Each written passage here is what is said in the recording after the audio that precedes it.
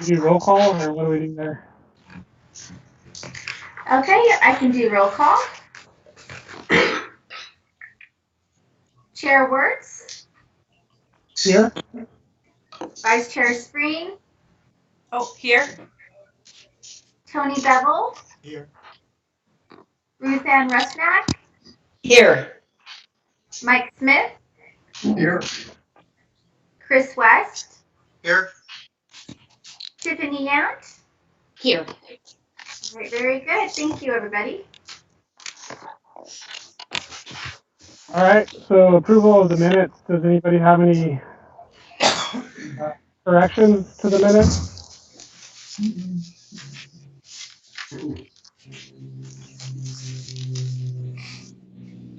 All right. I move that their minutes are accepted as presented. Second. All right. All in favor, aye. Aye. Aye. And all those opposed, aye. Nay. All right, so none. All right, cruising right through on to business. Chief, do you want to introduce our guest? I will. And before I do, though, we have another guest that is, I'm pleased and great to have her with us today. And so Kate Stoller is a deputy fire marshal with Tualatin Valley Fire and Rescue. And I think we had some technology chinks, but it's awesome to have her with us. So I'm going to give her a second to kind of introduce herself and her role and add any perspective that she wants to, since this is her first meeting with us. So Kate, thank you. Thank you for the introduction. My name is Kate Stoller. I am an assistant fire marshal with Tualatin Valley Fire and Rescue. I have been with the organization I'm almost at 22 years, and started out at the entry level and worked my way into management. And along the way, I worked with other municipalities, many municipalities, I should say, with traffic transportation, access, as well as working with our staff and deputy fire marshals on ensuring that our emergency apparatus have the ability to navigate our streets, public and private streets, to serve our citizens, whether it's just general, whether it's a parade or it's an actual 911 emergency response. So I've been a part of the team there for a number of years, and I'm really glad to be invited to be here tonight. Do you want me to go ahead and go straight into the information that I sent out and just a little bit of our perspective as a fire service organization? Yeah, that'd be great. As I said, they've got that in their binder and they've seen it, but your perspective would be super. Sure. So the traffic calming measures subject is a really interesting one. It is something that is in the fire code. So the fire district does have jurisdiction over what kind of traffic calming measures can be used. However, being that we are a fire district and not a municipal fire department, we are also at a place where we have to be partnered with our municipalities. So in this case, we are partnering with you, and your city's transportation system plan has already identified roadways and requirements for the road system. So when people come in after the fact and want to put in traffic calming measures, we on public roads say whether or not we support or we do not support, whether or not they will impact us. With traffic calming, how that tends to impact us is, and if you can think of, I don't know, your favorite grocery store, or maybe your not so favorite grocery store that has speed bumps in it, and how aggressive bumping over those at any speed, even if you're going at a crawl, how aggressive those can be. When it comes to our fire apparatus, we carry a lot of medical equipment, so you can think of maybe the AEDs or the automatic defibrillators. that are used for cardiac arrest patients. Some of those bumps can be so jarring that it actually ruins the wiring inside the unit. So our crews have to crawl over those speed bumps. Um, the second aspect of a speed bump that causes problems for us is when we have patients who are extremely fragile and we are trying to transport them, and you've got someone strapped to a gurney and they're in extreme pain, and trying to climb over those gently so that you're not jostling a patient. Um, the fire district has worked with a lot of different engineers and with different municipalities on coming up with some that work for us and the needs of calming the speeds down and keeping traffic moving. We tend to call those the speed cushion.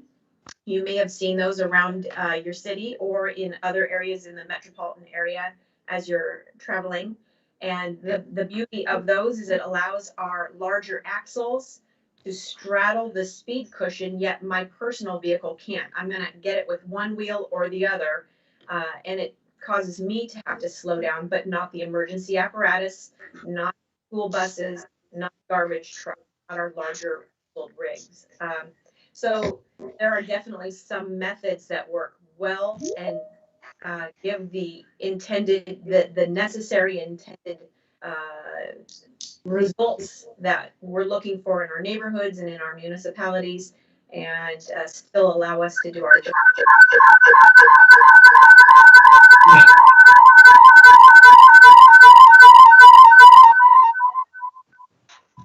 Okay. I want to make sure I don't cause another echo. One of the things that we do when we are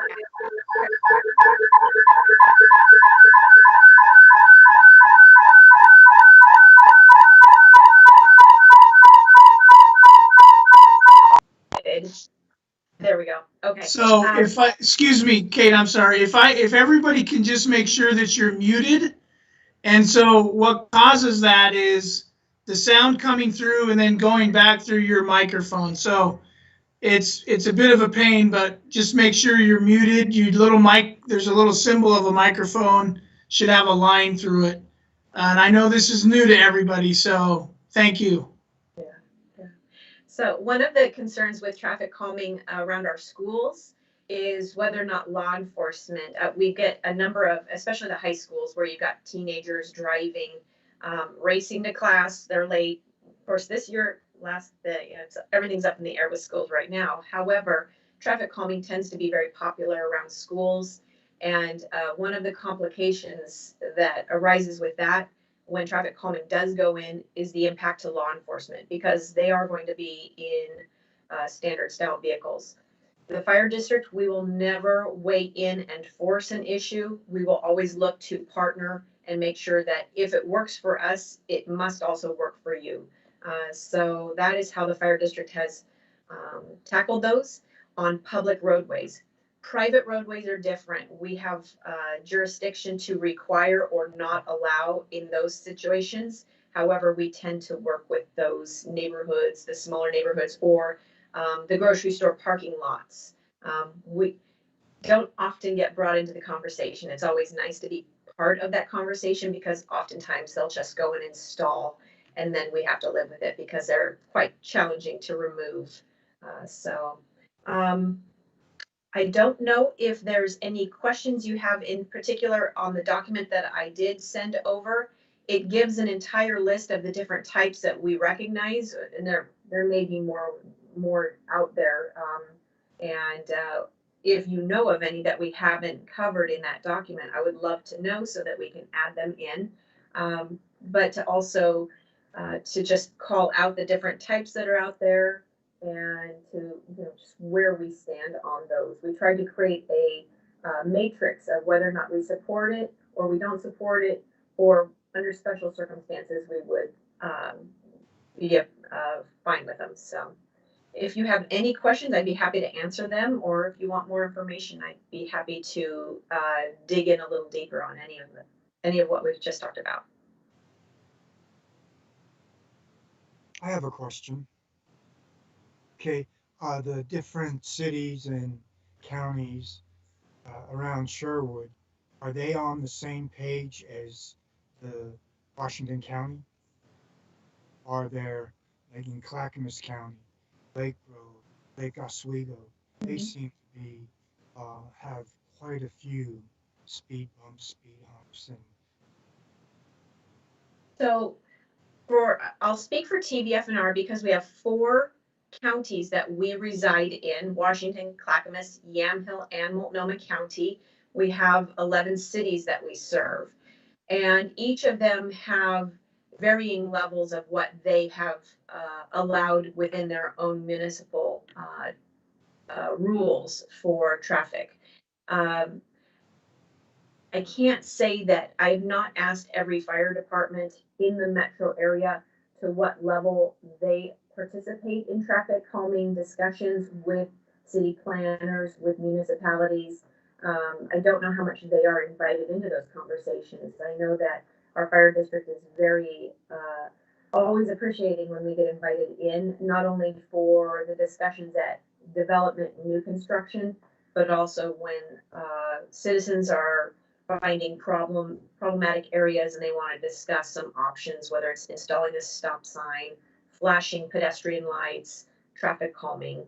So I know TBFNR has been very this one document it was created back in the day, my goodness, I think we're going to go back into the 90s, that it was created in 2014. We changed its format, but kept most of the details very similar, if not exact, to what we'd had originally. And then we've updated it in 2019. I don't know that any other department might have a policy guide, but I do know that we have done many of our municipal, the cities that we serve, we have gone to those cities and have this available to them. It's also on our website, and but I can think of a couple cities where I've actually gone and met with the planners and the staff of the cities, and we discussed just the impacts. Most people don't realize the impacts of traffic calming on our apparatus and our equipment. so are you totally against traffic calming devices? No, it's not against it. Just we have a preferred type that allows us to do our job, but still serves the needs of the city. We're not big on the speed bump, the traditional speed bump. Those are much too aggressive for our equipment. We tend to prefer either the speed cushion or the speed hump. In that document, there's going to be different diagrams. Each one that's listed on page 1 is then, we try to give a visual representation of what it is so that we can it's easier to discuss when everybody's on the same page. The cushions are narrow. Again, they're wide enough for our axles to go right over, yet a car can't. One tire or the other tire is going to be on it. With an actual speed hump, it's going to go across the entire road surface, but it'll be anywhere from 14 feet to 22 feet in duration. So you're elevated on that tabletop platform. I don't know how else to describe it, for a longer duration. And how that works for us, why it works for us, is as our front wheels approach the traffic calming device, we mount the front tire on top. And as we drive across the 14 to 22 foot long wide or long traffic hump, as our front tires are going down gently, our back ones are just climbing. So it's never a jarring up and over with front and back. It's an up and then a lowering. So we either move straight through, no impacts at all, or it's a gentle mounting and dismounting of the traffic device. If you don't mind, I'd like to inject it and give you some more information on traffic calming. Sure. She gave us an overall view of the traffic calming. By the way, for those of you that you don't know me, my name is Moji Takalu. I am professor of civil engineering at University of Portland. I have been there for the past 35 years, but I have been working in the highway safety for over 40 years. Traffic calming, it started in city of Portland in our state in 1990. Originally, the way that it started with engineers at the request of the neighbors. The neighbors, they were very concerned about their safety. One of the key factors, it was speed. And for those of you that, some of you don't know, or basically you may not have enough idea about how many people they are being killed in this country is speed. Speed kills about 10,000 people per year out of 37,000. In Oregon, 450 people they are being killed on average annually, and speed kills about 40%, about 220 people per year. So the first traffic calming installed in city of Portland, it was speed hump. And what is a speed hump is, it is 14 feet.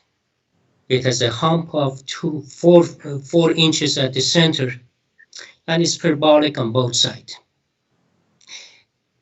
And if you want to be effective, you cannot just use one. You have to use a series of this one, and it's going to be 3 or more. Then what she was referring to 22 feet. If the speed is about 35 miles or so, then we go ahead and use, mostly on arterials, we use it 22 feet. Then it comes to the issue of everybody, they wanted this speed hump on their streets in city of Portland. Very soon we had 800 of these. But the problem was some of this route, it was emergency route. And what does it do, a speed hump? It reduces the response time, but anywhere from 3 seconds to as much as 9 seconds per hump. So to make it, this one effective, at the same time benefit the neighbors, as well as not to jeopardize emergency response time, City of Portland, they did a study in 1993, and that was emergency response time with different devices. So they did it for 14 feet speed hump, they did it with 22 feet speed hump, they did it with traffic circle, they did it with chicanes, they did with curve extensions, they did with a roundabout. The result, it was anywhere from 1.2 seconds to 9.3 seconds per hump. So to overcome all of this one, then they said, well, they sat down with the fire department, and she was referring to speed cushion, and they said, well, how we can reduce the speed, but at the same time, we are not going to have that much major impact on emergency response time. And that is the time they came with the speed cushions. They said, well, let's look at the fire department. What kind of engine are you using? And let's look at your axle. Let's look at where the tires prints are. And they keep that area open. But no matter a passenger car, it has to go through one of those humps, and that reduces the speed. So the point I like to make, don't think that engineers, they shall make that decision. No, it shall be a partnership between engineers, enforcement, and emergency medical services, as well as the people that you're trying to serve, which is going to be the residents around you. I also would like to tell you that this traffic calming, sometimes it can be very dangerous. For example, we don't use it when the speed reaches 35 miles and over. We always want to use it on streets which has one lane in each direction. It shall not have more than 8% grade. It cannot be emergency response time. So there are a lot of guidelines which has been established by Institute of the Transportation Engineers.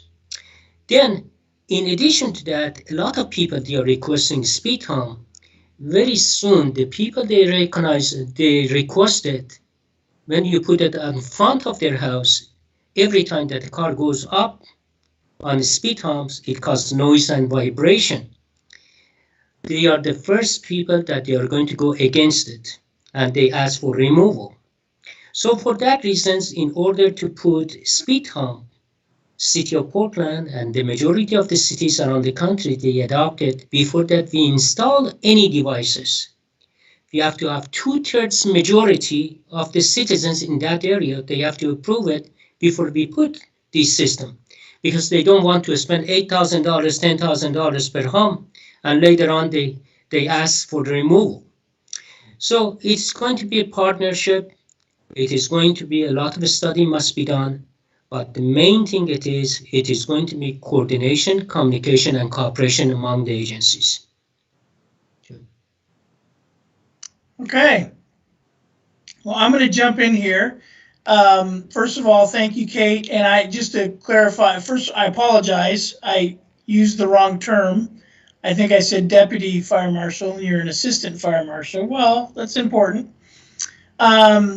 You've earned that distinction. So anyway, and just so everybody knows, our hope, as long as you're available, is that you will be a regular at every meeting. So not a guest. You'll be a part of this process as much as possible. And then the other thing I want to throw out is, I mentioned this, I think, last meeting, and the semantics and the terminology is very, very critical. So I would encourage everybody as much as possible to become very familiar with the distinction between a speed hump, a speed bump, and a speed cushion, because sometimes it's easy just to call everything a speed bump. Well, we should have a speed bump, and you're going to get a very negative response very quickly from Kate and I. We're going to say, no, no, no, no speed bumps, and Dr. Takalu as well, where you may get a positive response with a speed cushion or a speed hump, given the location and circumstances. So I hate it when it comes to semantics, but the definitions are really critical with regard to traffic calming. So that's just a reminder.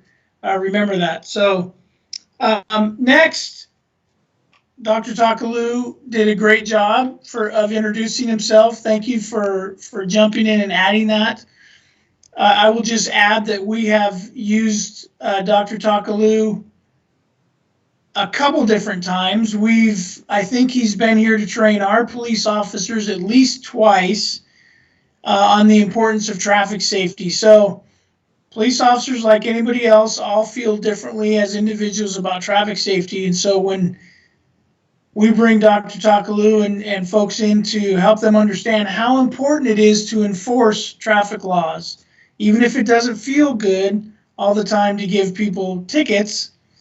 And yes, in case anybody's wondering, there's lots of officers that do not enjoy giving people citations because they realize that it can be quite an impact.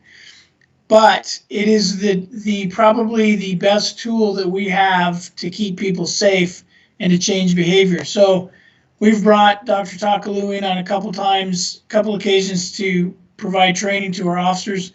He's also come in a couple times and provided community training and presentations, once to anybody that wanted to, well, both times, but one of them was specifically for the Police Advisory Board. And we've had a couple city councilors that have attended his presentation. So he is a tremendous resource, as you can imagine, after 35 years in the traffic safety industry. And as an engineer, he brings a valuable perspective. So I asked all of you via email if you had any questions for him. It would be very easy for him to launch into a 2 or 3 hour presentation, and obviously we don't want to spend that much time, and we can certainly schedule that if you all down the road think that would be something that you wanted to do. That's no problem. But rather tonight, I just wanted to allow him to just give little points of expertise on any specific topics. And so again, I didn't get any responses from anybody. So I prepped a couple questions, and maybe that will generate some other questions from you. So Dr. Takalu, are you ready for a couple questions? Sure, please. Okay, so number one, from your perspective, what is the most effective traffic calming measure or measures? If you had to pick one or two, what would they be most effective in creating traffic safety? The most effective, in my opinion, it is not the device, it is public education.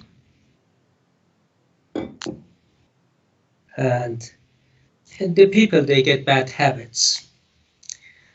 When I look at a driver at age of 16 or 17 that we gave them a driver's license, I consider those drivers, they're like a goldfish.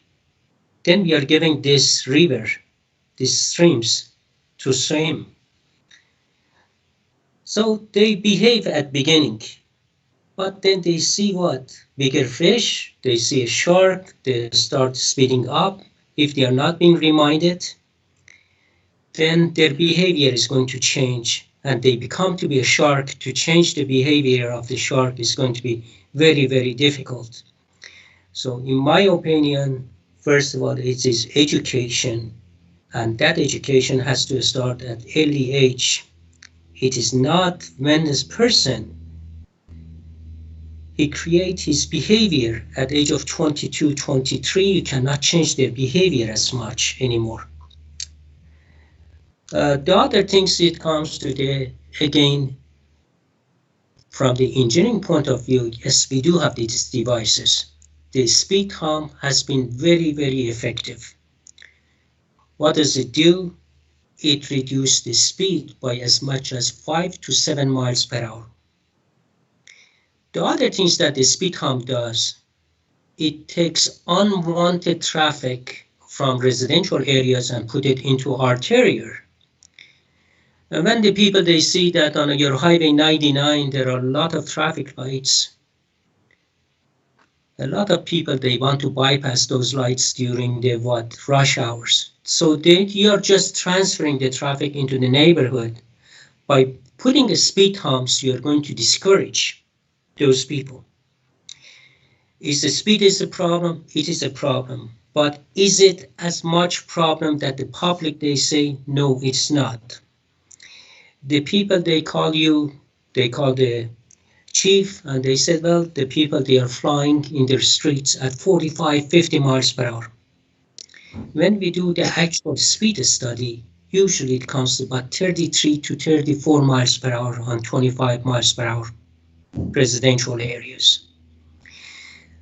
For that reason, just to do a speed study at the beginning, just to convince them that speed is not as much as that you feel, I think that brings a lot of satisfactions. But how long we have been using speed humps? We have been using speed humps since 1990 in city of Portland. Has it been very successful? Yes. But you have to be selective. If you put it at every street, it loses its effectiveness. So we use these devices for what? For solving problems. We are not using these to satisfy the people, they live around that area. We get all of their intakes, we evaluate it, then we do engineering study, and finally we make engineering judgment. Is it the best tool? And is it going to solve the problem? Although sometimes your decision may not be popular, but that unpopular decision, in the long run, it is going to pay off. So what I am saying, that do not be driven by the neighbors. Listen to them, evaluate it, analyze it, and the final decision shall be based on judgment, engineering judgment, as well as your personal judgment.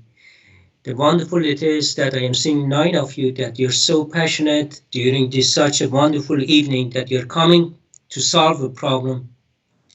And I think that's what it takes. In the future, you can see it that, yes, Chief mentioned that he has a tool, and his tool is what? To issue citation. Although it's not popular, but sometimes that citation, it can modify the behavior. If he had the choice of modifying that behavior without the citation, we'll do that. The next tool that we have besides speed hump, it is a speed table. What's the difference between the speed hump and speed table? Speed humps, it is either 14 feet or 22 feet.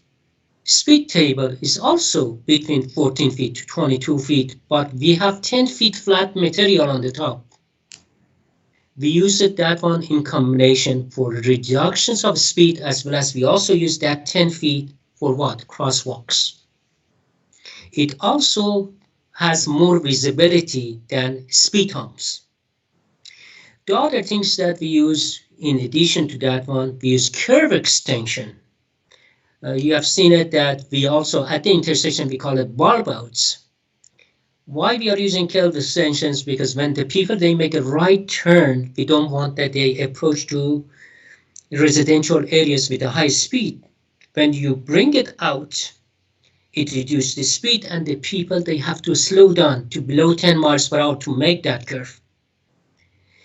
That's another device that we use. The other one that we use is traffic circle.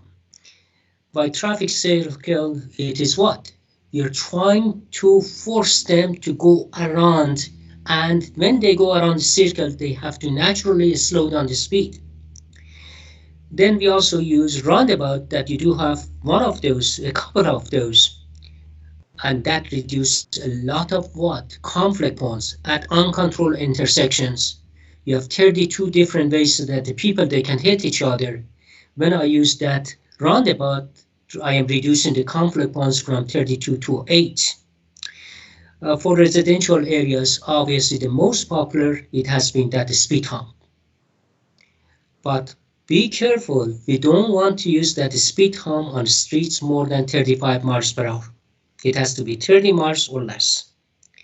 It has to be what? One lane per directions. It has to be what? On gentle slopes. It cannot have horizontal curvature of more than 300 feet.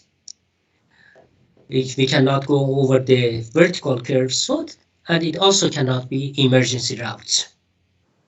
If it's going to be emergency route, I want to get approval in advance from EMS, emergency medical service personnel, such as what? Or fire department, such as or hospitals, as well as other people. I don't know if I answered your question, Chief, or not.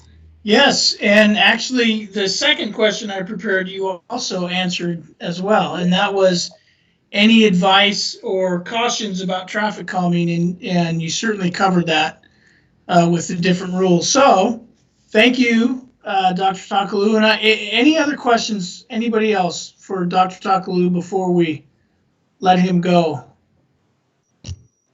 I got one. Yeah, me too.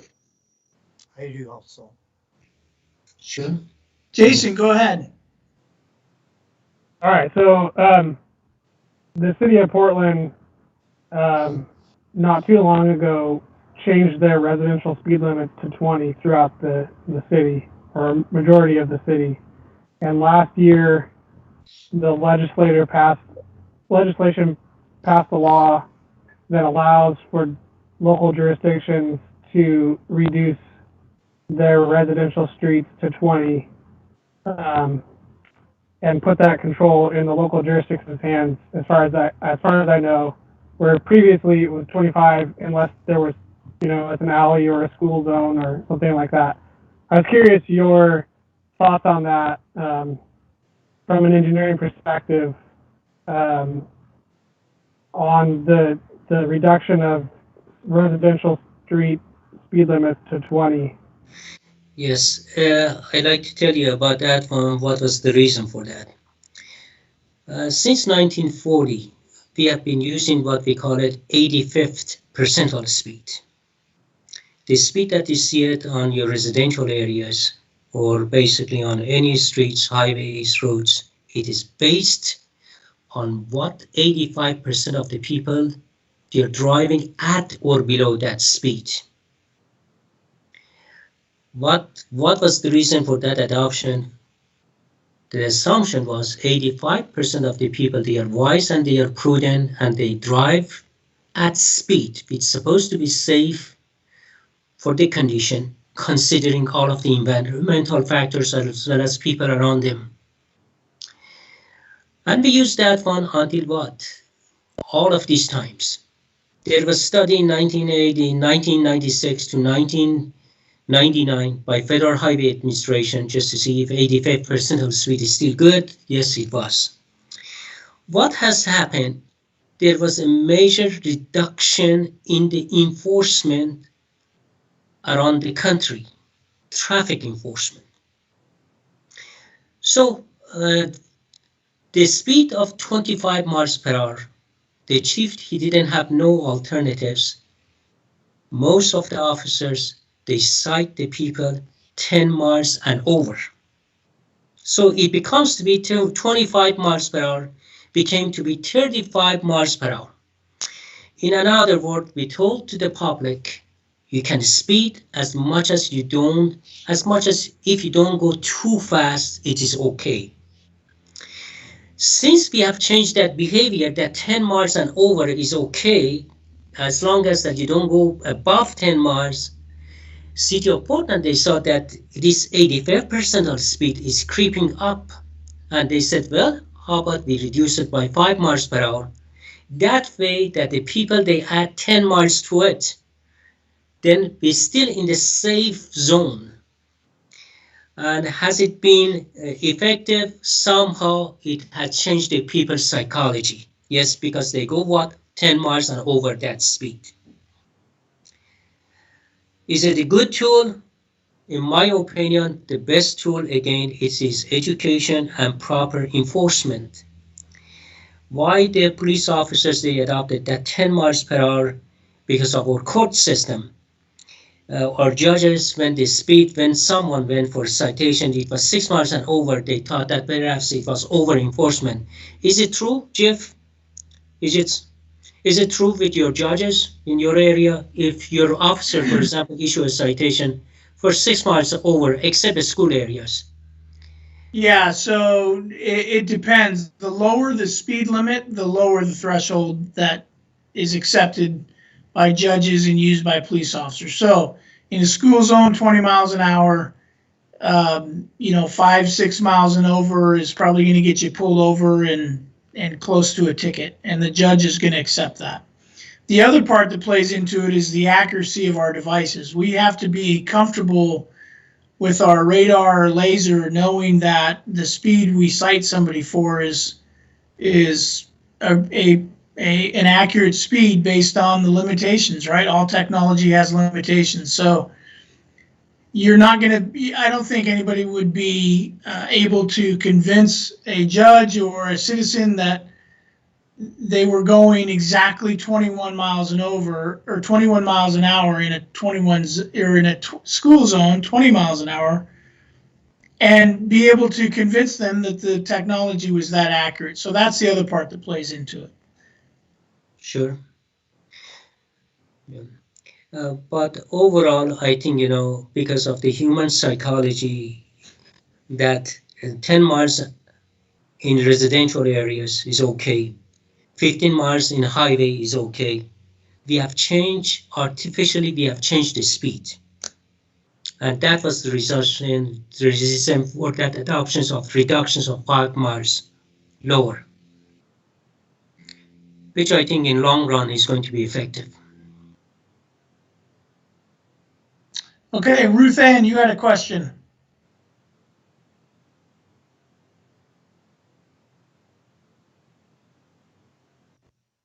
Finally, I got unmuted.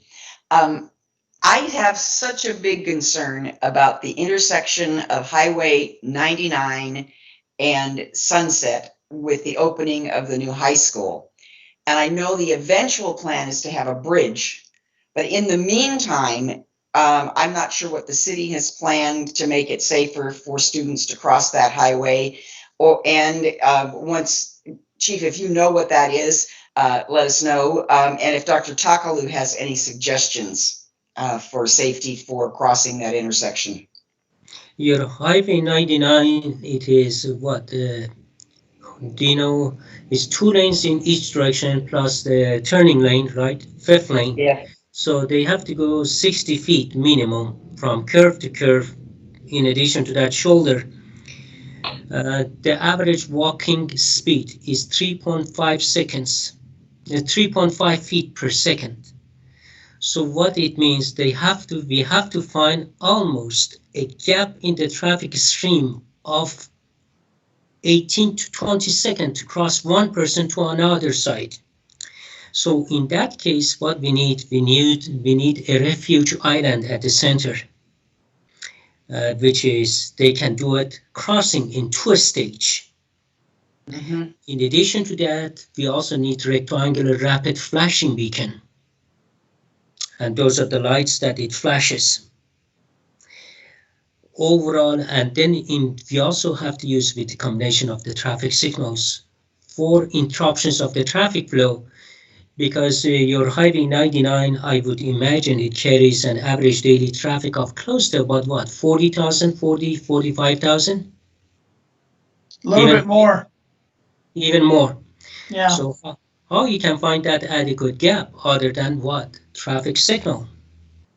That's the only options that you have to find that gap in the traffic stream.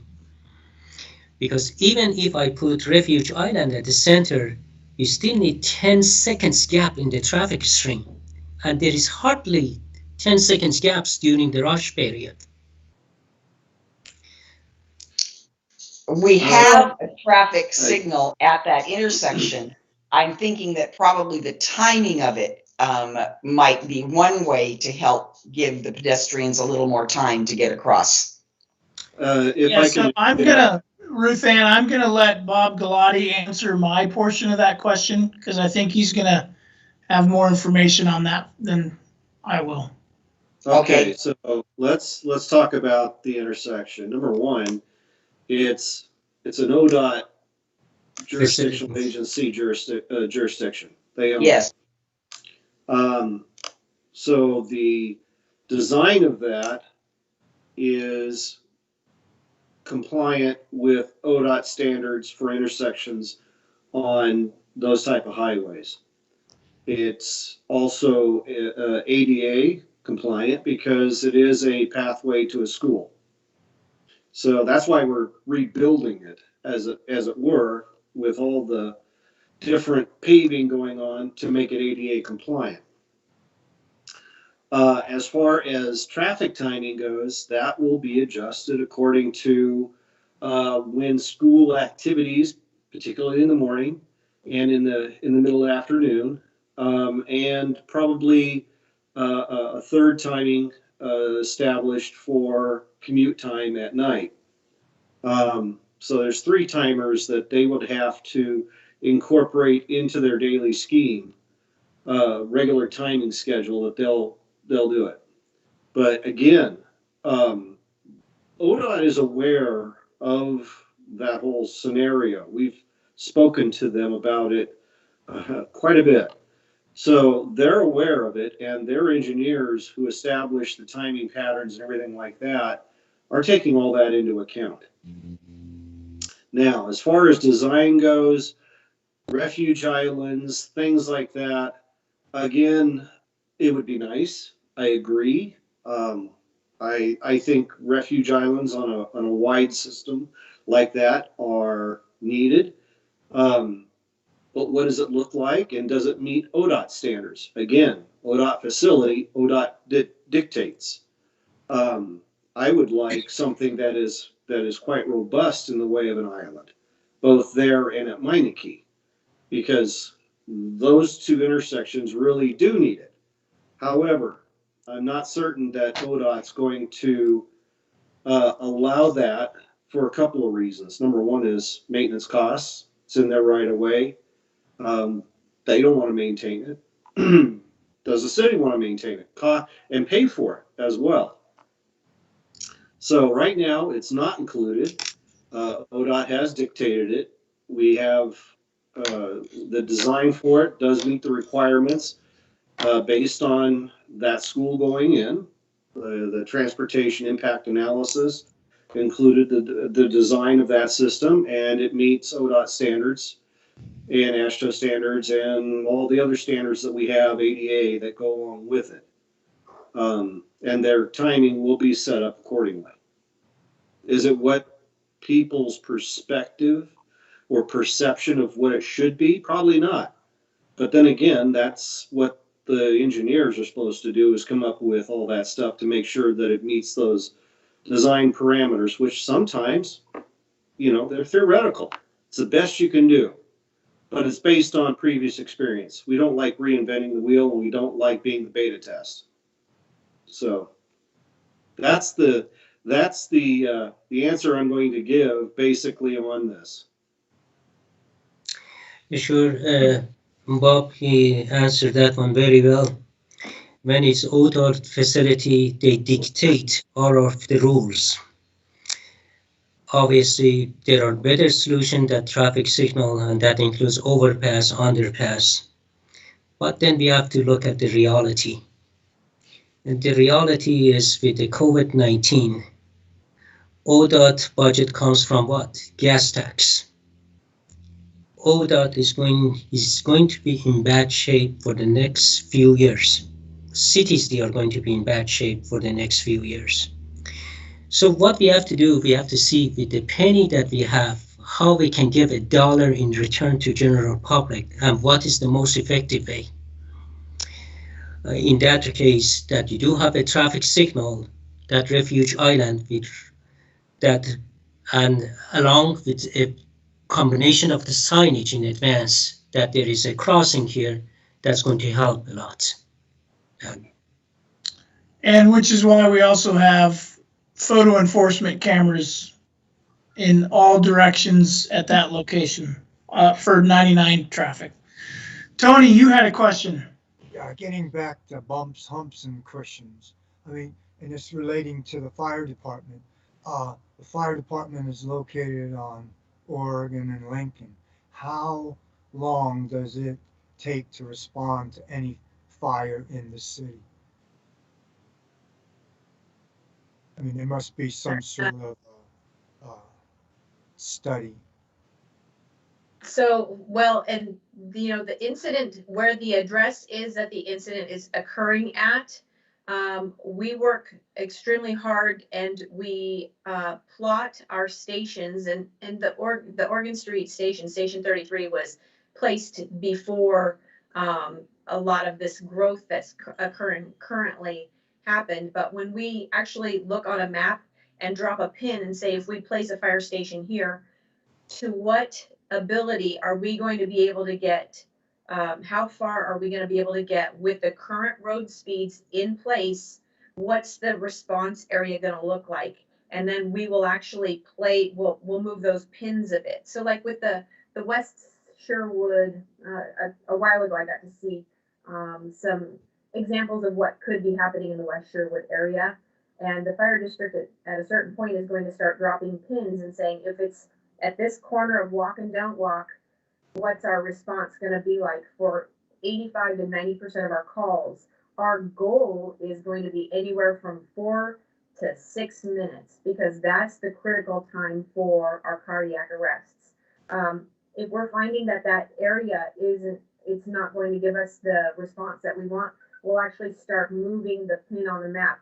And at a certain point, we are talking with developers seeking out plots of land that we can place a fire station, so that our responses so we can get the best response for that area. With the current growth that's going on in our fire jurisdiction in all of our cities, we're constantly looking for land or options for our emergency responders, whether it's a full-on fire station or it's a smaller location where we may be running medical calls out of it. So I can't speak for Station 33 and their precise response times. Our goal is to get within 4 to 6 minutes, 85 to 95% of the time. And one thing to also consider is if our crews are out of station, they might be at the current high school on a medical call on the football field, and then a cardiac arrest comes in. Our systems allow us to use location to then find the closest responding unit. It's not the closest station, it's actually the closest responding unit. So if King City Station happens to be on a car fire on Highway 99 and they're closer than any other station, they're going to get pulled in. And vice versa, if Tualatin happened to be on 99 and are closer than King City, they'll be the ones pulled in. and our system automatically detects who is closest. So we're always looking for the most available and fastest response for our citizens and for our city of Sherwood. So I guess the point I'm getting at, if it takes 4 to 8 minutes to get anywhere in the city, and even with your sirens blaring, and are you racing to that point? Uh, what difference is a speed bump going to make in that? So you're going to add a few seconds, and I know someone's going to say, "Hey, if I'm having a heart attack, I want you speed of light," but that's crazy. Yeah. So I will say the term racing, I would stay away from that one because it sounds aggressive and dangerous, to be honest. Our vehicles are extremely large, and one of the most dangerous things we do is bring them onto our road surfaces. They are, especially during an emergency response, where we may go up to 10 miles over the speed limit. It depends on the situation with traffic. It depends on the road, the time of day, etc. Traffic calming devices definitely slow us down. So we are very sensitive to them. I would say with your question though, when it comes to an emergency response, we have identified on our routes and maps the speeds that are currently established. And so our computer systems help identify what is the best route for us, primary responses. With traffic calming, we assume it's going to take us 9 seconds per speed traffic calming device. We have historically used the 9 seconds just because we really almost have to bring it down to a stop. So if we have 3 traffic calming devices on one road alone, that's going to get us into the neighborhood, and then we can turn right and go to Mrs. Smith's house or wherever. We can tack on. If it's not going to be a speed cushion, we're going to end up tacking on 18 to 24. I mean, it just depends on the number. Where we get the traffic calming devices, one thing, if we're going to have multiple on one road surface, and I live in Beaverton, we have a road surface that has 2 different types of traffic calming devices. One is the speed cushion with a median in the middle that we can drive over the median. And then we also have, it's not necessarily the chicane, but where it forces traffic to change a bit. And it has that traffic cushion in it. But in the median, they put signs. So it's to warn people to stay to the right of the island. For our fire crews, it becomes an interesting situation because not all of our calls are during the day. Some of them are at 2 in the morning, and you wake up a firefighter and they have to be on their game. They tend not to drive over the medians because you just in case you miss the one median that happens to have the signs in it, and then you're mowing down signs. Not that we maybe that's the wrong term as well, but we tend to just try to straddle them and stay away from going over the medians if there's multiple type of traffic calming on one road. If it's all the same, then it's easy to navigate. The muscle memory and also the familiarity of our apparatus operators with their first due locations. These folks are extremely trained and very professional at their jobs. So it does. Every situation is going to be a little different, but it is one area that we know is the most risky for us and our citizens, and it's not likely that we just travel in our emergency response rigs when we go what we call code 3, so that means lights and sirens. So. Yeah, just to support her, there was this study again in 1993 in city of Portland that you use different size of the fire engine. The number that you throw it in 9 seconds, that came to be 9 seconds per hump. And just imagine that on the street that it has 3 of those is 27 seconds. And 27 seconds, it is a matter of life and death in a heart attack. So that's why that we don't want to put these devices on emergency routes. And we have to be very careful about that. I have the actual data if someone is interested. And Chief, sometimes in the future for this group, if we can organize an hour or an hour and a half presentation that I can go through all of these devices, we talk about all of these devices, but we didn't tell you about advantage, disadvantage. Some of them, they don't know what really split cushions is and how it behaves with different engines, what works, what doesn't work, how we make our decision. In the future, I will glad to give a presentation for an hour and a half, 2 hours, whatever time that you have. And since it's very easy that we all can sit at home and watch the video or see each other, I think we can make it any arrangement that you like at any time. Yes, thank you. They've gotten some of that already, but I will discuss that, and that's certainly an option. I appreciate your willingness very much. Sure.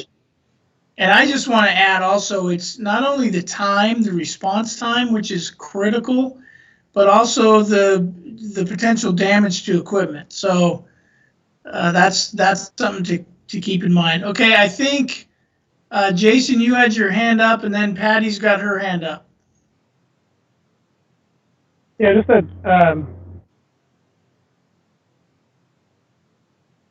I guess there's one more question for you, Dr. Takalo.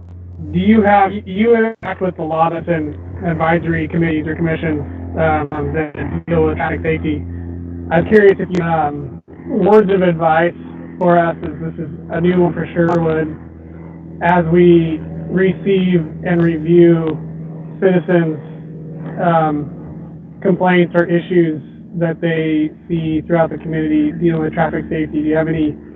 That's a pretty broad question, so I don't know if you got that's a very good question. Yeah, that's a wonderful question. My best advice it is work with your community. They are the first people, they recognize the problem.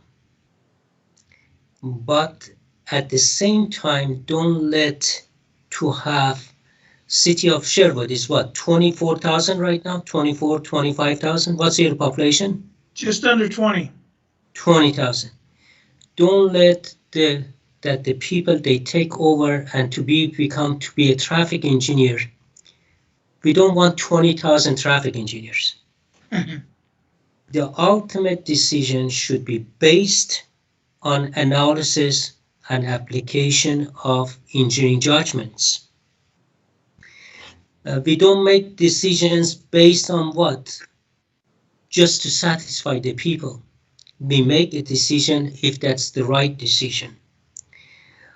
A lot of times it comes to the educations of the people as well. That you're saying that the speed is bad, let's go ahead. There are different ways of reductions of speed. It doesn't have to be physical element on the roadways. A lot of times we get bad habits and we are not aware of it. So some of those speed display board that Chief, it is within your control right now. You do have those, right? And you rotate among in different streets right now. Yes. That can be very effective as long as it's not put too long on the roadway. Usually we leave it for 3 days. Next time that I come, I see that the speed is 25 miles and then the display board says 37 miles per hour. It brings me to compliances and it remained with me for the next 6 weeks or so. We are using this rule of 6 weeks. When they see a police officers in your neighborhood, the people, they remember that one for 6 weeks. After 6 weeks, they forget about it. So for speed control, perhaps it is enforcement. It is perhaps, education. And then at the very last resource, it comes to physical elements that we put it on the roadway, such as speed humps and other devices. Okay, thank you, Patty.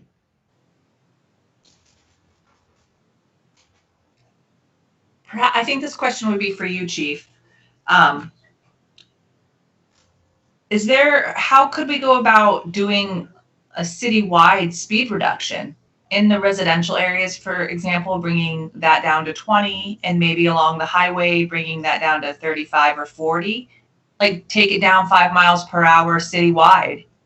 And then maybe creating some kind of rotation of the speed devices, like a predictable rotation. Say we have 5 of them, and then map them out on the city, and then every 6 weeks rotate them throughout. And so it's, you guys know, we'll know where they're going. However, and then that way everybody, you're kind of quieting people as you make the rotation, and then eventually they're going to appear in that neighborhood. So that's two different.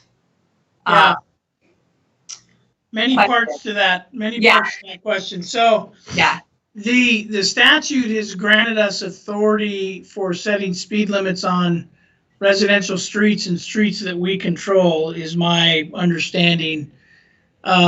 We don't have the authority to set the speed limit on 99W or any streets that are controlled by Washington County or the state of Oregon. And in fact, ODOT just recently released a new series of, for lack of a better term, study and decision on speed along 99W. So it's presently 45 through Sherwood. That's not going to change. It's not going to go up. It's not going to go down. That decision has already been set, and we're locked in with that for the next several years.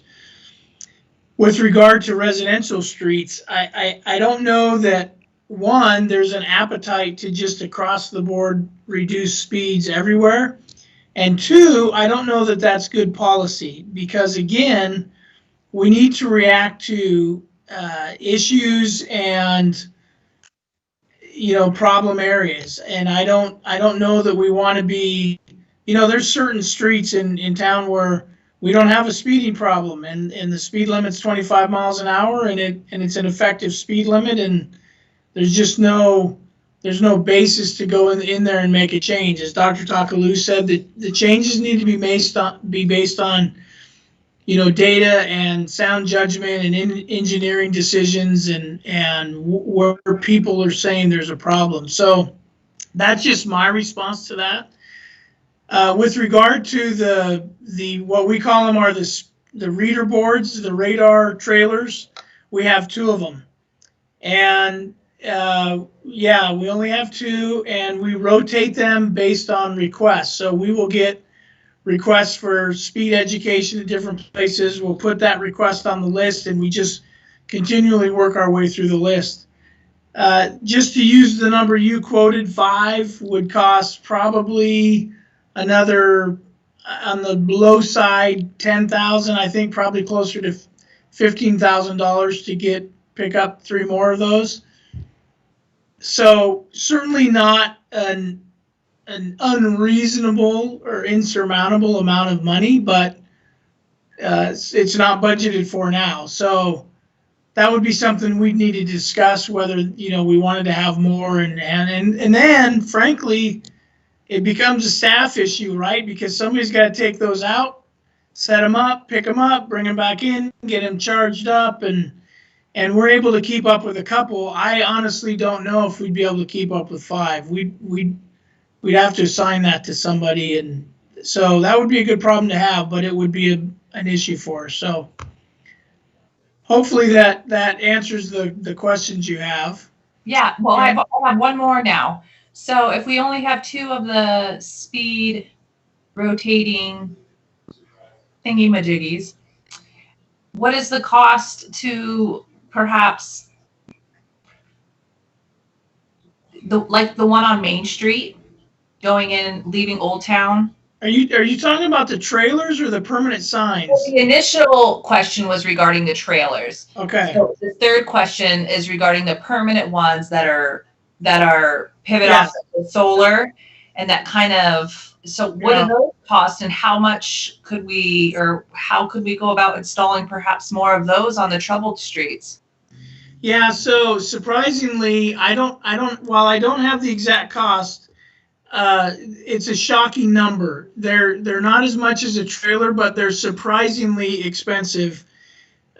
just cost-wise, and then there would be some costs associated with installation. I think there is some appetite to order more of those already, and I know the city has already added a few more of those, and they're looking at other creative signage, and I think that's something that this committee should continue to discuss and talk about. Flashing stop signs, different things like that, flashing pedestrian crossing warning signs. So I'm probably not using the technical terms, but I think there's a lot of those devices that are very effective at warning and educating drivers what's ahead. And so that's something that we can discuss. And I think, like I said, there's an appetite for the city to use those. But again, if I go back to what Dr. Takalu mentioned, locating those things permanently, they tend to lose their effectiveness over time, right? Because Yes. somebody's used to them, and unless there's an enforcement component where they know, okay, I go by and it shows that I'm going 12 miles over the speed limit, big deal. Unless there's an officer there and I'm going to get a ticket for that. So we have to keep that in mind, is that there always has to be the fear, sorry, but that's the reality of what it is. There has to be the fear of enforcement. If I drive by this permanently mounted sign and I go 12 miles an hour, I could get a ticket. Not just education, I may actually get a ticket. So that has to play into that as well. Yes, Chris. I was just going to add on to that discussion. One of the new permanent signs is at the bottom of Lad Hill, just past where Willow, and used to be a favorite spot at Willow and Lad Hill where officers would park to do enforcement.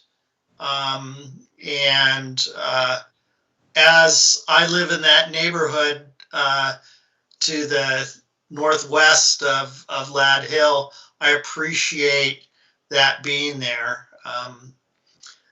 The other example where we've had that trailer is on Willow in my neighborhood. Archer Glen is right across the street in Sunset, and everybody likes to use Willow, and Speed on Willow is almost a collector in our neighborhood. And so I know that those trailers work well because it shows up there once or twice a year and when they were working, and people slow down. We don't have the speeding through there with the moms and dads dropping off kids and racing to work like we used to when schools were populated. But I think a combination of both the permanent and the mobile signs are important to the education. Tony.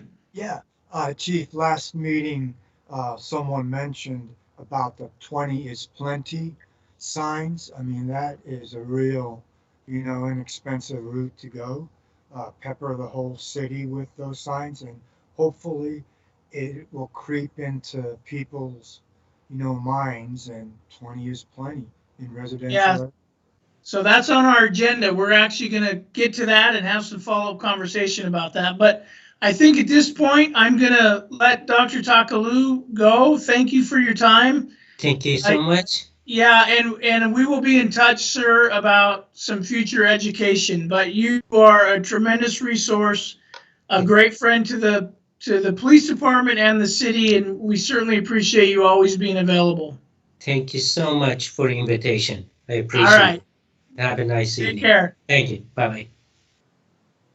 Okay, so what I want to do now, folks, is share my screen. I emailed this out to everybody, and I apologize that occurred earlier today, but the week kind of got away from me.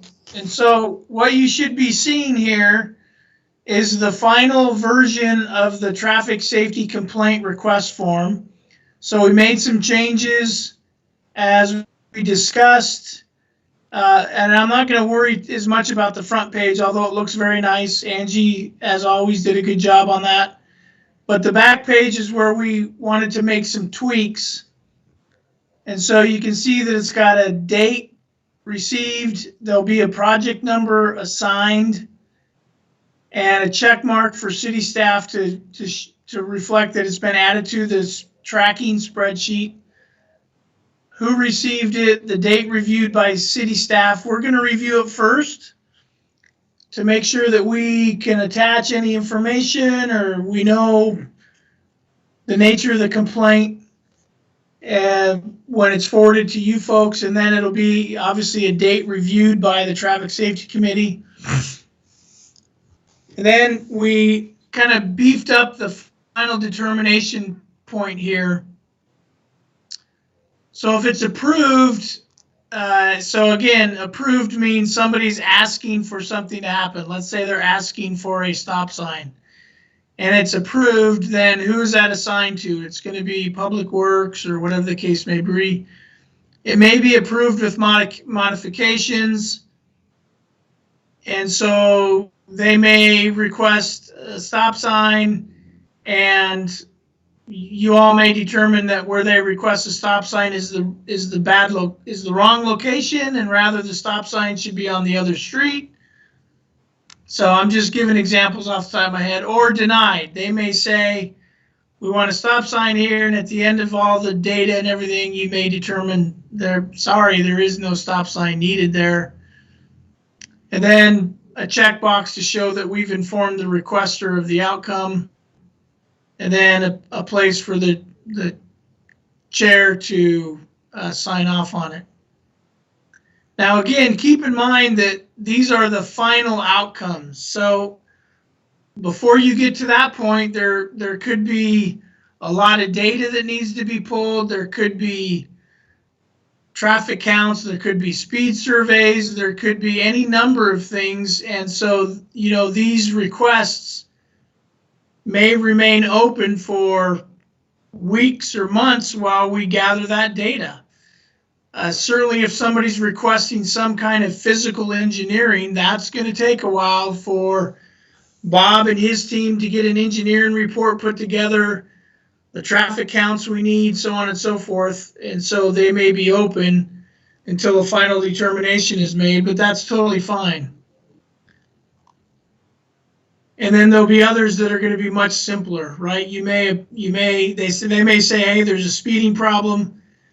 We may get enough information fairly quickly to say, yeah, there is, and you approve it, you sign it to the police department, and away we go.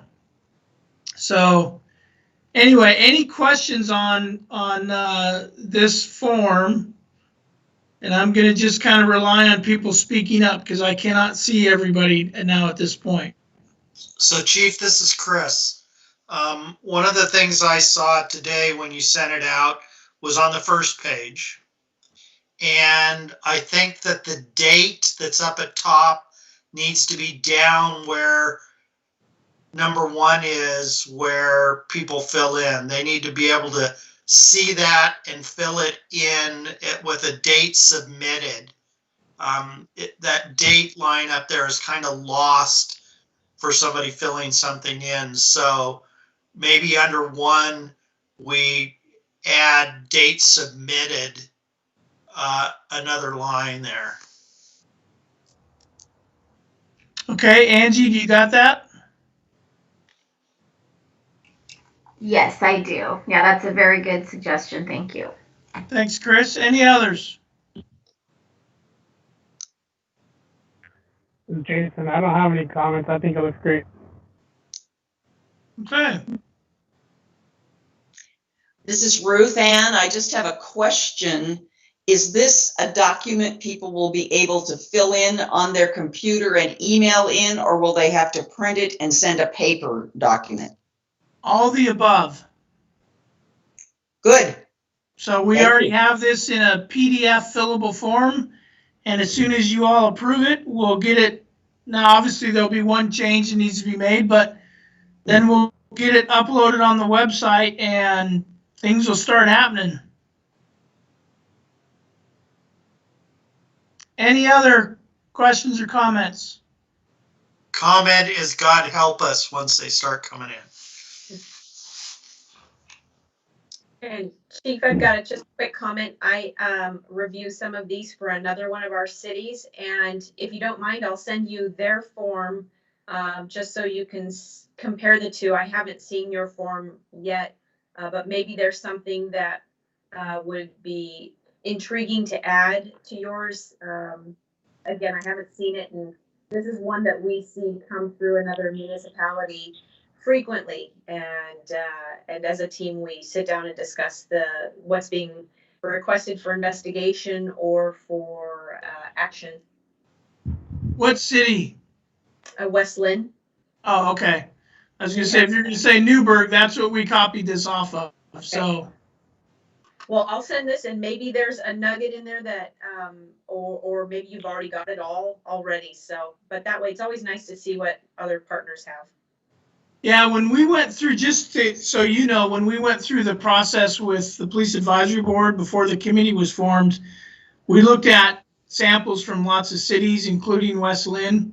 Okay. And what we're trying to do is keep this to a very simple, one form catches everything. Newburgh has a specific stop sign request form and a couple different parking. And so we wanted to kind of keep it to everything. So are you able to see this form? Barely. It's I'm having to use a smartphone for the Oh. laptop does not it's not friendly with any of these types of meetings. The feedback is horrible.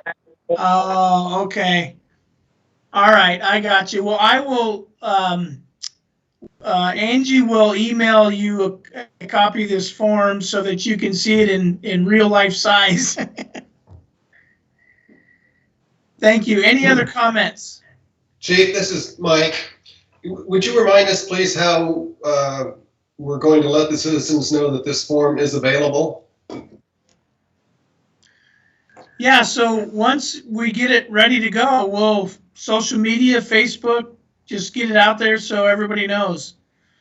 We'll kind of do like it won't be a press release, but it'll be a local release through all our channels, the city's social media channels, our social media channels, the website. It'll get out there. Folks will know. Great, thank you. Chief, are you looking for us to approve this with a couple modifications? Yes, that would be great. I think the only one we have is the date line, right? Yeah, that's what I heard. So yeah, I will. I'm going to go back to normal so I can see everybody.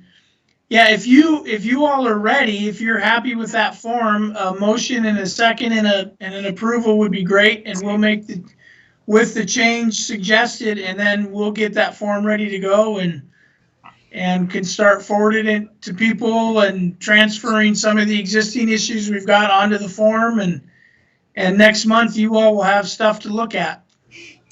So moved. Second. Motion to approve it.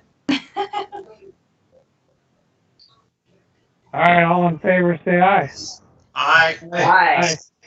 Aye. And all opposed, say aye or something else. There you go. Okay. Great. So, thank you. The next thing that we have is to continue the conversation on the traffic safety campaign that Patty brought up last month and Tony just again mentioned a few moments ago.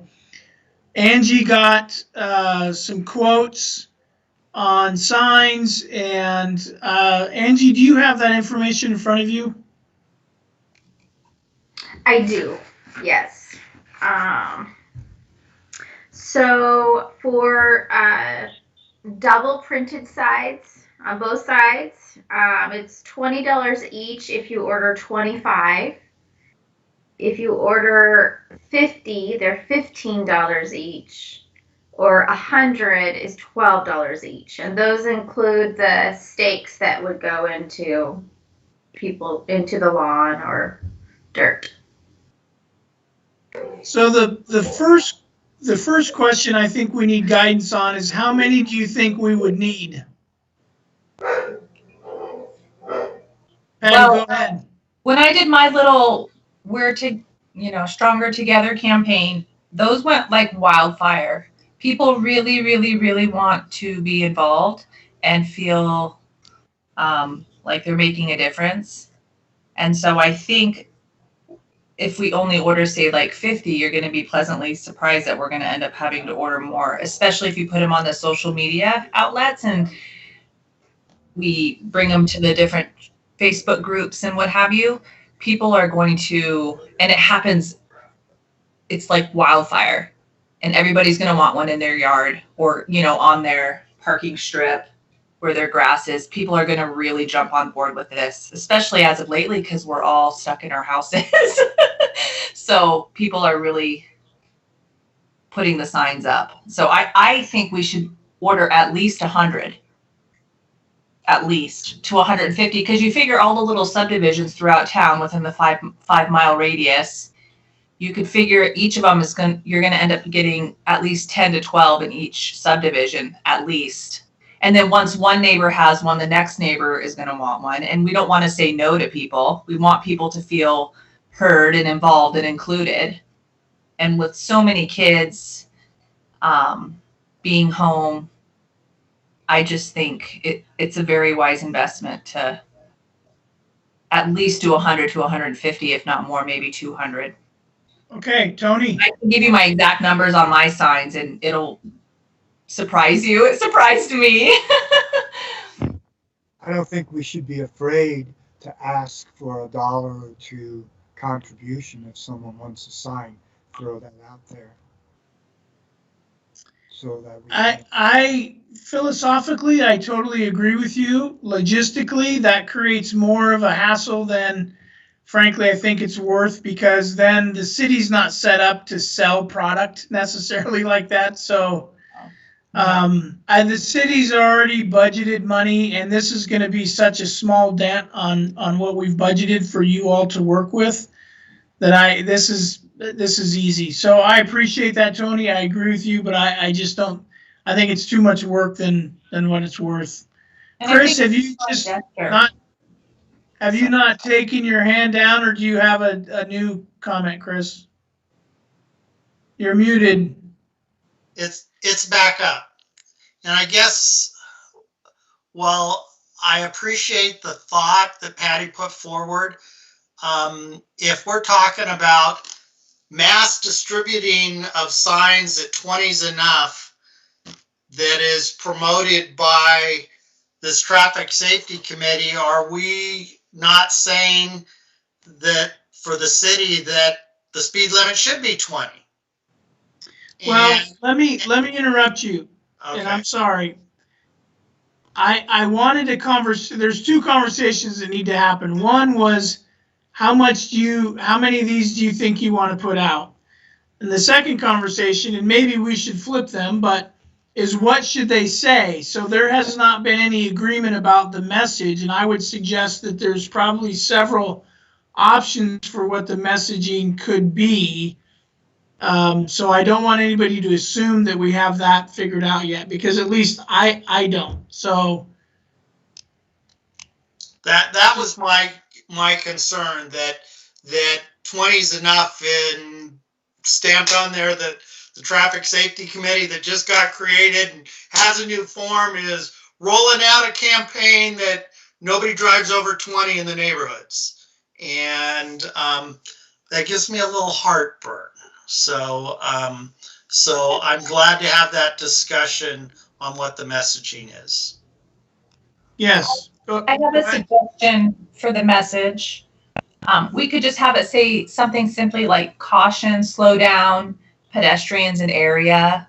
It doesn't have to necessarily be like 20 is plenty like we see throughout Portland. We can create our own verbiage that's a little bit more our style, so to speak. It can be warm and welcoming, but still a polite reminder, right? Yeah. Just like, slow down, kids are playing, there's all different kinds of little, 5 to 6 word sayings So we can definitely put together pretty quickly. All you've got to do is Google it, and there's all different things out there. So, yeah. Yeah, so if I can just remind everybody that two of the main issues that we deal with all the time is speeding and pedestrian safety. Those are probably two of the most emotional topics you can bring up with regard to traffic in Sherwood. So I would suggest that maybe we take a twofold approach on this first edition of signage, and 50 of each or whatever, with one being focused on a general message of slow down, whatever that could say, and then the other is stop for pedestrians. I mean, those are the two main things, and then obviously people can locate a sign if they've got a crosswalk by their house, or frankly, it doesn't need to be by a crosswalk. It can just be community messaging that in Sherwood we stop for pedestrians, in Sherwood we drive slow, whatever the case may be. So, thoughts on that? I like the last two little statements you made. In Sherwood, like, we slow down for kids, or we slow down for pedestrians, or we slow down for our pets, or, because everybody has a different love, right? A different reasoning. So I like the in Sherwood I think that's catchy. And then we could just have in Sherwood we stop at stop signs, or we could come up with, like you said, 4 or 5. And I'd be happy to sleep on it this evening and put some things together and email you, Chief. Or maybe we all could. I don't know what you would recommend. Well, we could either try. Oh, go ahead, Ruth Ann. Oh, a comment. The more words we put on the sign, the smaller the print is going to be for people to see readily. So I do like the idea, in Sherwood but would it work to say Sherwood slows down for kids, just so that the words are more visible? Yeah, that's a good point. So we can either try to solve this tonight, which would bring finality, or the other option is you could, as a committee, which is very, very commonly done, you could just say, hey, you know what? Let's assign a couple people to work with staff and come up with two sign options, and staff can do one-way email to let everybody know where we're at, and go from there. And you can kind of give them some parameters to stay in, and that way, within those parameters, it's approved, and we can get something moving forward. And that would get us, further ahead than saying, okay, well, let's wait to finish until next month. So, but I think time is of the essence. I think it's a good idea to finish it up, like put a deadline on it, and have it maybe done in the next 24 to 48 hours and get it back to you, or just decide tonight. Here's a cute one I found. It said, slow down, we love our kids, but we could have something like, slow down, we love our pedestrians. So should we email our suggestions if you have an idea? No, we can't do that, Tony, because we would create an email public meeting. So, Jason. Well, how about? Go ahead. Yeah, slow, the way to go. I like that. It's cute. Chief, remind me the size of the signs again. Angie. That's a good one.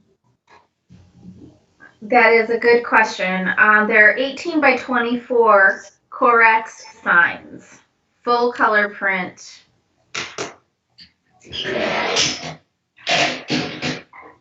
Jason. So until it gets the grain here a little bit, I don't have a super strong opinion to say one way or the other, but I guess I'd kind of like to hear some issues that people bring forward.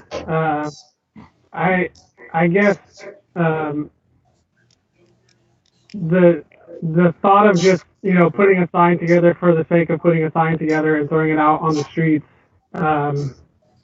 feels like something best led by, a group of citizens, funded independently than, the first action by the traffic safety group and the city.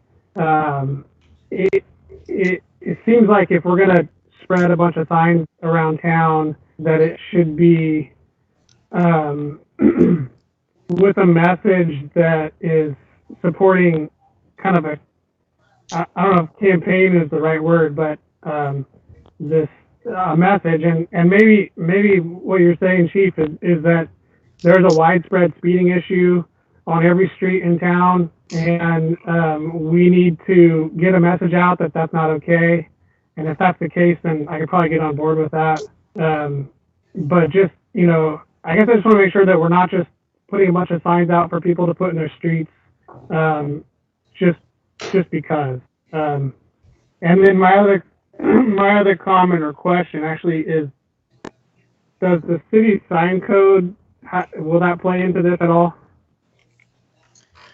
Yeah, so I'll answer the last question first. It always does, and it'll be important with this campaign that we make sure people know that these signs need to go in their yards only. These are yard signs. If they put them in the right of way, they're going to get picked up. If they put them in a roundabout, they're going to get picked up. If they put them places they can't be legally, they're going to get picked up because the city has to follow the city's rules, right? So that'll be important to make sure everybody knows that they have to be in yards, because then there's no issue. As to your first question, I want to be, I totally understand where you're coming from, and maybe I didn't make myself clear. We have a speeding issue in town everywhere. Now, there's probably streets where we can say, okay, well, maybe not this street, but generally speaking, we are constantly hearing about speeding issues, and it's just, that's just always right near the top.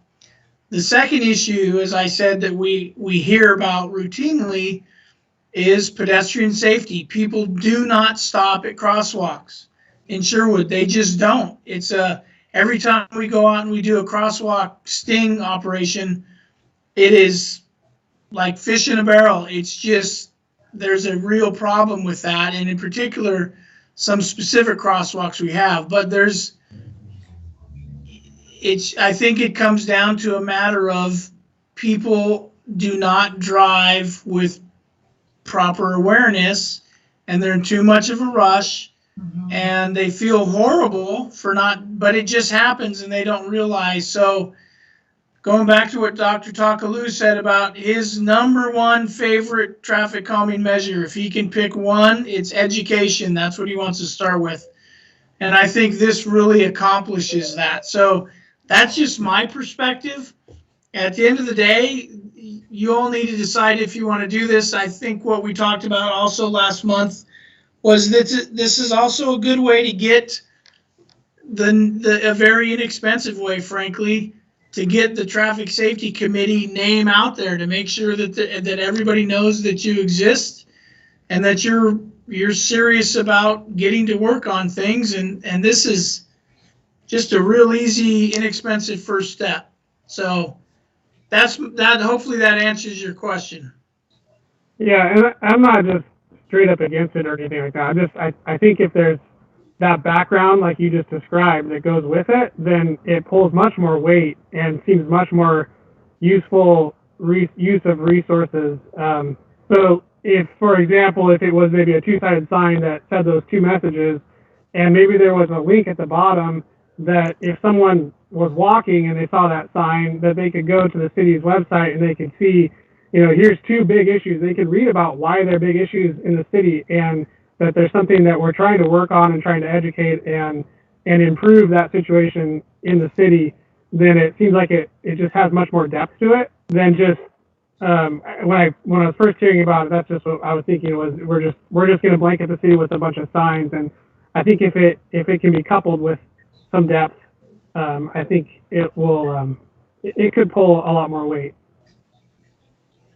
I like that idea. Chris? I unmuted this time. So I was on the same wave as Jason. I think that one sign needs to be about slowing down, and the other side needs to be about stopping for pedestrians. Well, Ruth Ann, I think it was, mentioned the concern about too many words.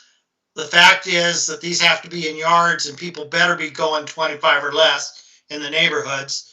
I really strongly feel that the tag at the top, in Sherwood, we ...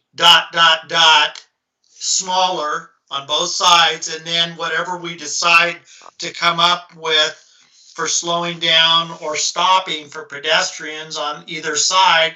And at the bottom, it just says Sherwood Traffic Safety Committee.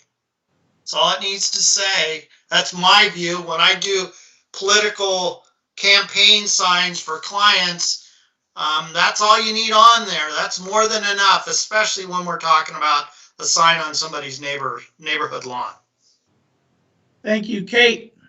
Yeah, I was going to say with COVID, there's been a strong increase in the number of businesses and groups using the QR code, which is kind of that digital looking square. You could easily put that in just the bottom corner of your sign, and pedestrians walking by can use their device to just to have follow the link. What's amazing is with some of these smartphones, you scan the link and it takes you right to the, in this case, the traffic safety page, where the campaigns that are being worked on, the resources that are available, are readily available. I mean, at their fingertips.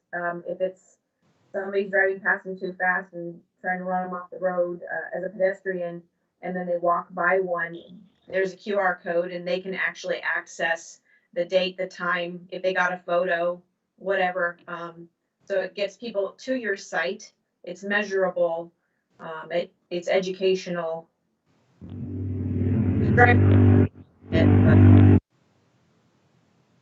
Good. Good idea. Thank you. Any other thoughts? I would suggest that if it's going to happen in a timely manner, that I mean, we can't. I don't know if we can. We can't really have another meeting before next month. So if the next meeting we have maybe 2 to 3 examples that we can look at and make a decision next week, so that it doesn't continue to drag out.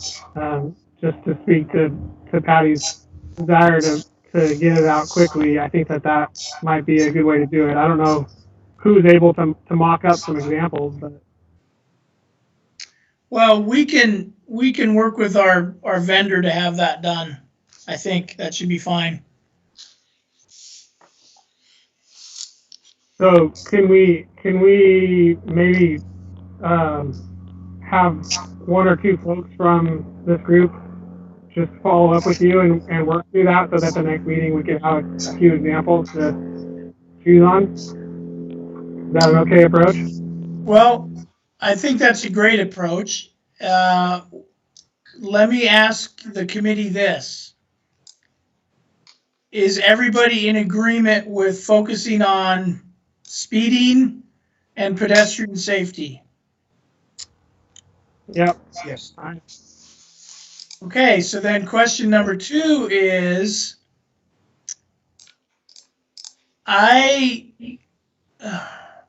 see, the challenge with this is it's really easy to get 25 great ideas, and then we can't, you know what I mean? And so it's processes like this are sometimes difficult to wrangle, and it's kind of like herding cats, and everybody has a great idea, and it's how do you pick which idea you want to go with. So that's what I'm struggling with, because it becomes a challenge for staff. So I'm almost wondering if now that we know the 2 subjects, the 2 topics we want to focus on, and I've also gotten a clear message that everyone likes the in Sherwood we as the beginning, and across the bottom Sherwood Traffic Safety Committee, and we can explore the QR code that'll take somebody to the website. If maybe it wouldn't be better to, I don't know how to come up with a couple different ideas that we need to mock up. Maybe we can settle on those tonight just to make it easier for staff. Patty, go ahead. Well, I vote just to have it simply say in Sherwood, we slow down for pedestrians. And the second one, perhaps saying in Sherwood, we brake, or well, So we let brake me, something along that. But the first one initially, we slow down for pedestrians. but let me maybe offer, perhaps it says we stop for pedestrians. I like that. Okay. And can I add that we slow down for neighbors? Or maybe just slow down. That Yeah. works too. In Sherwood, we slow down. And in Sherwood, we stop for pedestrians. Comment on that, on the slow part. In Sherwood, the phrase "slow the way to go" is so concise. Could we make that be in Sherwood, slow is the way to go? I like that one too. That's a good one.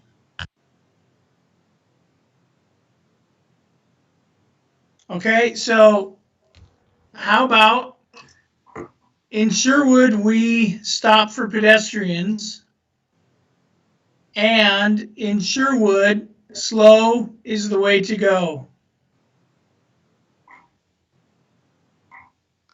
Sounds good. I move Okay, that and- the discussion is, oh, sorry, Ruth. Are you thinking of that all on one sign and maybe have one of them on one side and one on the other? Or I lost. That's a good idea. Here's- Can we do that? Can we have one sign, since it's on both sides, have one side be stop for pedestrians and the other side slow is the way to go? And then that way when folks put it in their yard, depending what side they're coming from, there's two messages in one sign. Yeah, you can either do that or you can do two different signs and make 50 of each, or it doesn't matter. I mean, Tony just did this, which in my mind, I think I was thinking the same thing, is that you could, somebody could choose to project the slow down message for 1 week and then flip it around and project the other message. So is that what everybody's preference is, to have double-sided? Okay. All right. Well, thank you. That gives us very clear direction. We will come back next month with some design options, and it should be very easy to get an approval and a decision, and we'll start having them made.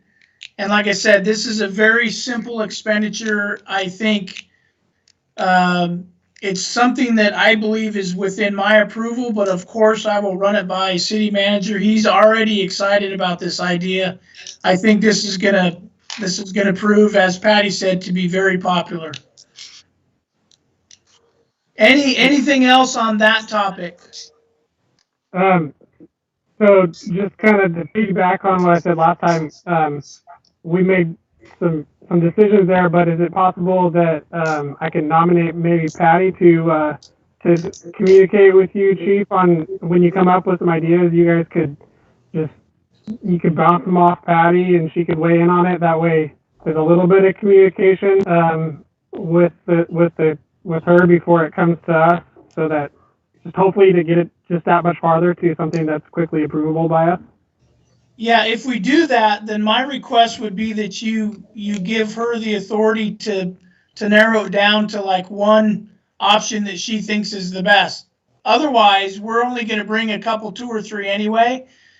But if you want to, for next month, say, let's make this quick and simple, and you want to entrust Patty or somebody else, or maybe a couple people, to say, we're going to pick the final option, we'll bring that next month.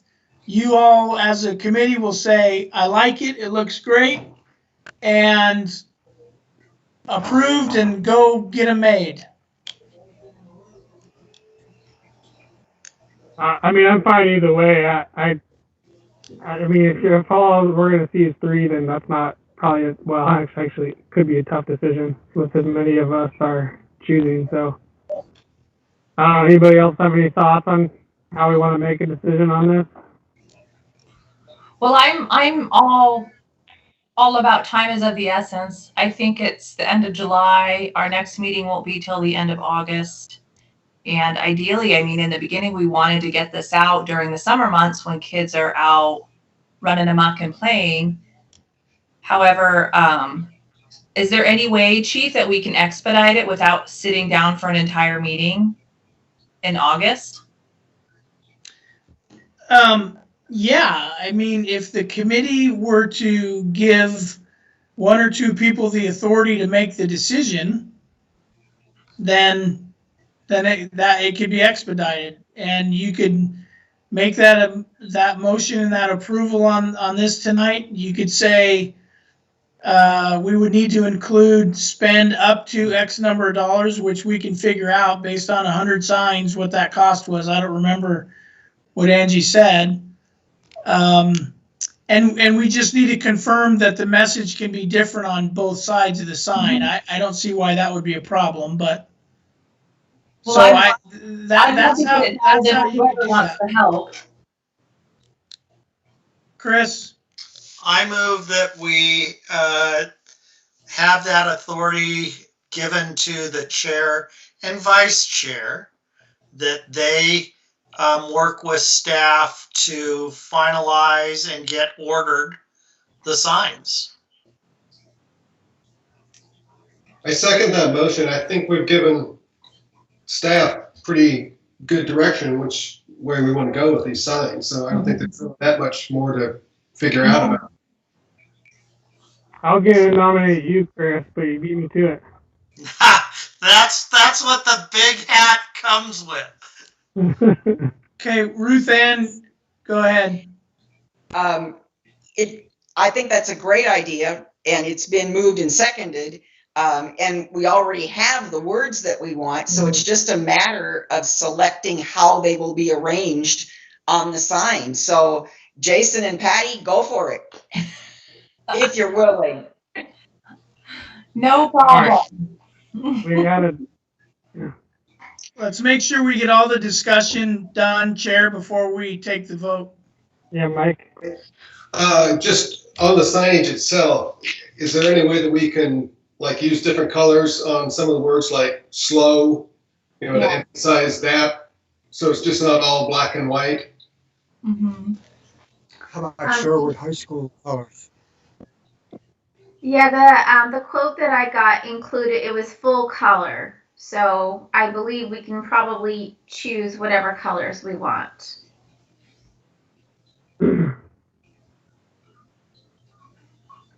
That being the case, I'd love to see a little bit of emphasis on the word slow. Yeah. Usually you don't want more than 2 or 3 because you've got the white. So, but I agree with stop and slow being a eye-catching color. Any other discussion on the motion that was on the table?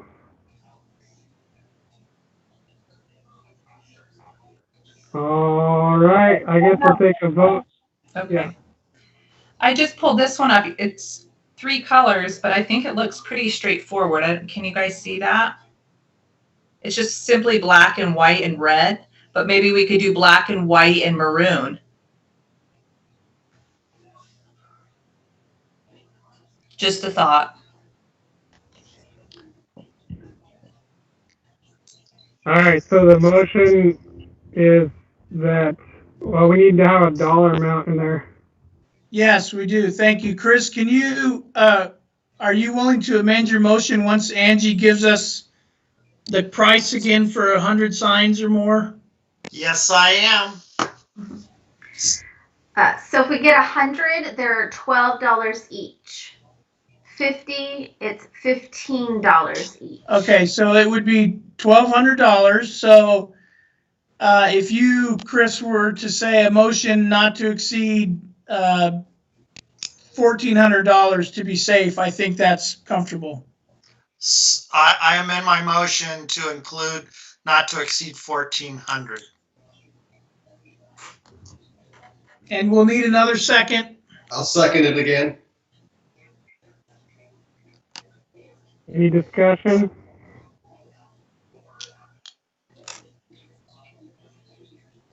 All right. Do we need to repeat the motion, or are we good to vote on that? All right, so all in favor say aye. Aye. Aye. Aye. Aye. And all opposed? All right.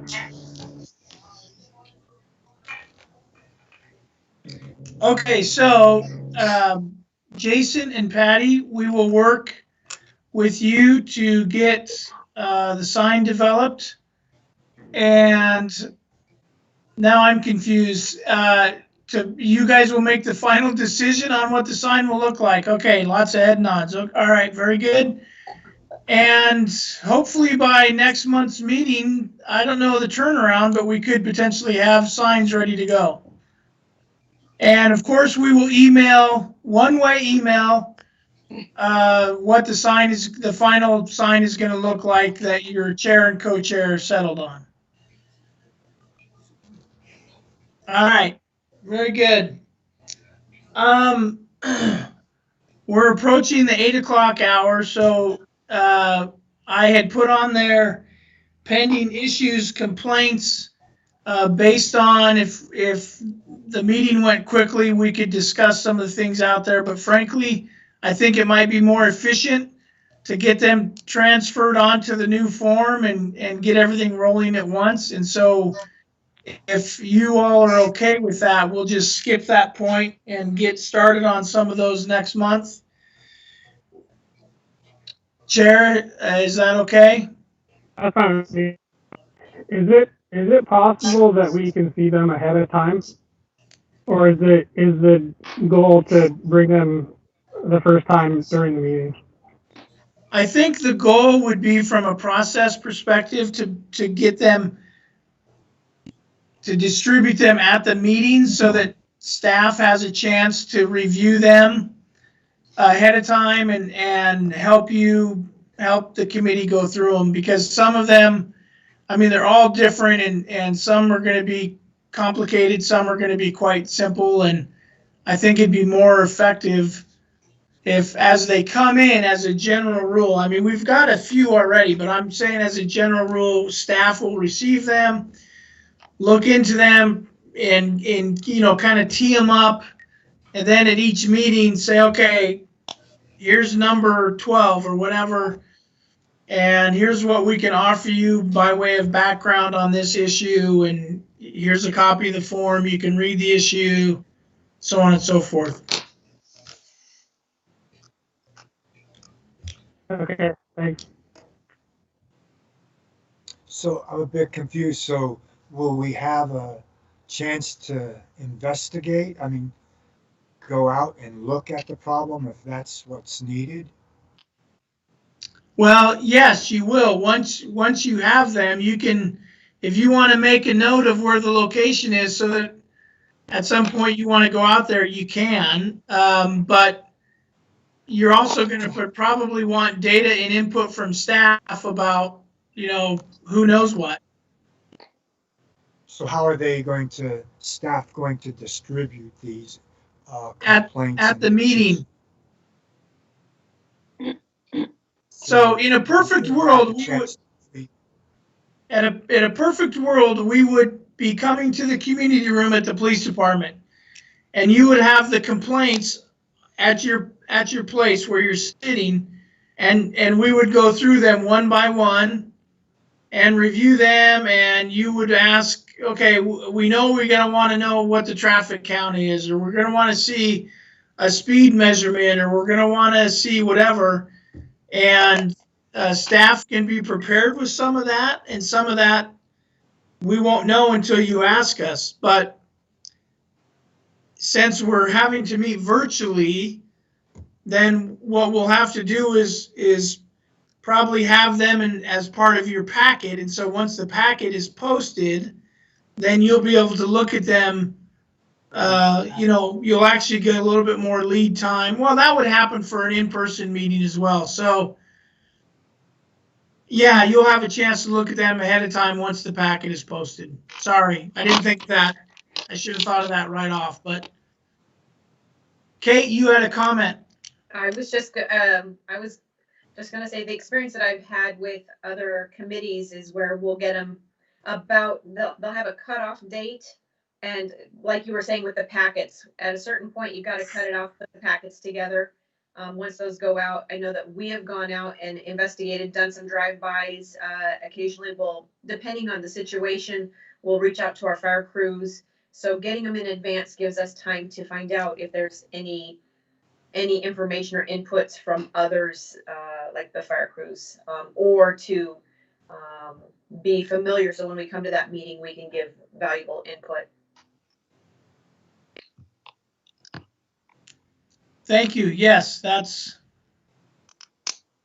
the piece I just forgot. Patty. Yes?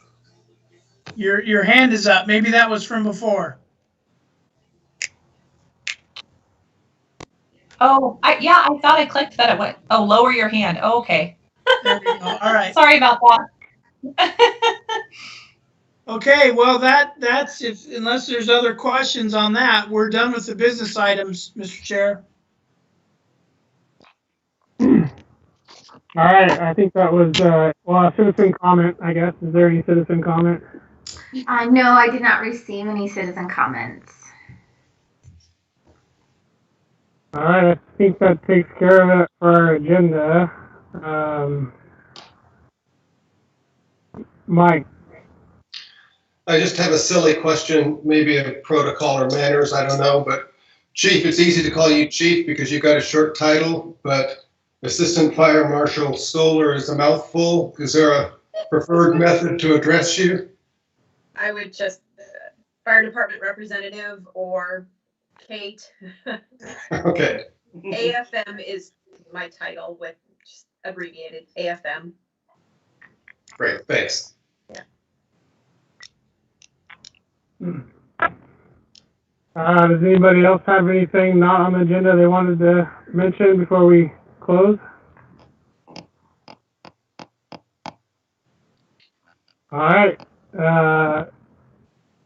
Nobody else has anything to talk about? We will close the meeting. Very good. Thank you all. Just very quickly, mostly for Jason and Patty, I will be gone next week on vacation, so I'll reach out the following week. Unless Angie will have information for you regarding the signs. Yeah, I will get in touch with our vendor and see what we can come up with. All right, thank you all. Good night. Okay, thank you, Angie. Have a good night. Thanks, guys. Good night. Hey, everybody. Night.